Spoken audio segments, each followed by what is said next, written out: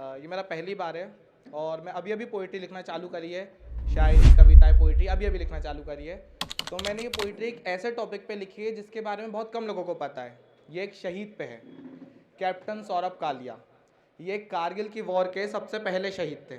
इनकी स्टोरी का सबसे मेन पॉइंट कि जब इनकी पहले मंथ की सैलरी आनी थी उसके पहले इनकी डेड बॉडी घर आ गई थी।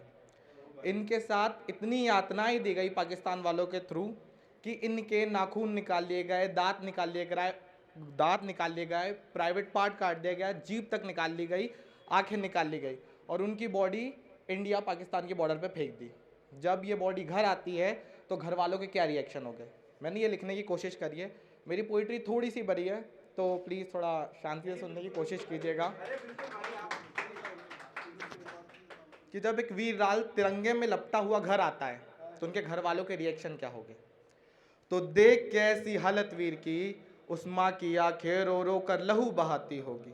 कि देख कर ऐसी हालत वीर की उस माँ की आंखें रो रो कर लहू बहाती होगी। कि देख कर अपने वीर लाल को ऐसे चीख चीख कर अपनी छाती पीटती होगी। कि कहती होगी कि लाल मेरे तू ऐसे कैसे कंधों पर आया। कि लाल मेरे तू ऐसे कैसे कंधों पर आया। भेजा था मैंने तुझे पलकों पर बिठाकर, फिर तू क्यों घर आया ऐसे कंधों पर सोकर। कि देख कर तेरे माँ के आंसू ऐसे क्यों नहीं खुलती तेरी नींद बिचक कर, क्यों नहीं खुलती तेरी नींद बिचक कर। वो आगे कहती है कि ओ देश के कुछ मतलबी लोगों, अरे ओ देश के कुछ मतलबी लोगों, मैंने मेरा लाल तुमको सौंपा था, दिया था बड़े नाजों से पाल कर, इसलिए नहीं कि वो घर से लौटेगा। अरे तिरंगे में आता तो कोई बात ना होती, अरे तिरंगे में आता तो कोई बात ना होती, आया टुकड़ों में यूएसए कैसे। बताओ दुनिया वालों मेरी आंखें इसे मंजूर कर ले कैसे। अरे मातृभूमि की शान में उसने अपनी जान गंवा दी आज, मातृभूमि की शान में उसने अपनी जान गंवा दी आज। तिरंगे की लाज तो रख ली उसने, पर मेरी लाज का कौन करेगा काज, पर मेरी लाज का कौन करेगा काज। यहाँ उस वीर लाल की माँ चुप है पर उसकी आंखों से अश्रु बस बहते ही जा रहे हैं। यहाँ उस वीर लाल का पिता कहता है, पिता घर की बैकबोन होता है, घर की नींव होता है। पिता को पता है अगर उसने रो दिया तो घर ढह जाएगा। तो पिता अपनी आंखों में लहू के आंसू समेट के कहता है कि अरे चुप हो जा, रोती है तू क्यों, अरे चुप हो जा, रोती है तू क्यों। मरा नहीं वो शहीद हुआ है, अरे तेरी लाज तो बच जाएगी।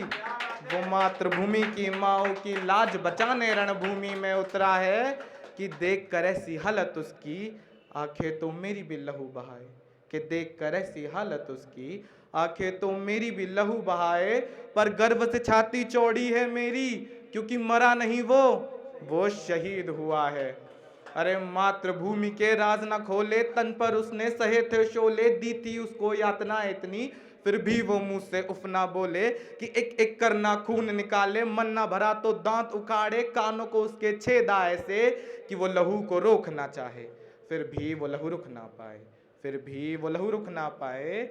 अरे उसकी माँ का लाल था वो, मेरे घर का गोपाल था वो, उसकी माँ का लाल था वो, मेरे घर का गोपाल था वो। हाथों में उसने बांसुरी धरी थी, वो छुड़ा कर मैंने बंदूक रखी थी। हाथों में उसने बांसुरी धरी थी, वो छुड़ा कर मैंने बंदूक रखी थी। अरे उसके भाई का बलराम था वो, मेरे घर का श्याम था वो, कि उसके भाई का बलराम था वो, मेरे घर का श्याम था वो। कि अब नख बचे ना दांत, कि अब नख बचे ना दांत, मैं कैसे देखूं मेरे श्याम के ऐसे हालात, मैं कैसे देखूं मेरे श्याम के ऐसे हालात। अब उस वीर लाल का पिता आंखों में लहू समेट के चुप है। अब यहाँ उसका छोटा भाई कहता है, छोटे भाइयों को सीरियसली नहीं लिया जाता ज़्यादा घर में, पर वो देखते हैं, जानते पहचानते सब कुछ है। तो उस वीर लाल का छोटा भाई कहता है कि पिता की माँ के अश्रु जानता हूँ, पिता की पीड़ा को साफ साफ पहचानता हूँ।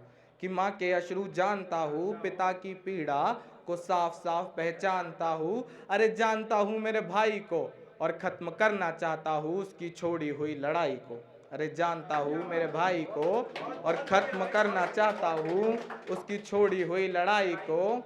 एक बात कहूँगा, ज़रा गौर से सुनना, एक बात कहूँगा, ज़रा गौर से सुनना, कि एक बूंद भी खून बहे तो इंसान उसे देख नहीं पाता है। अरे उन जल्लादों ने ऐसा नोचा मेरे भैया को कि अब उनका खुदा भी उन्हें माफ़ नहीं कर पाता है, कि अब उनका खुदा भी उन्हें माफ़ नहीं कर पाता है। Thank you.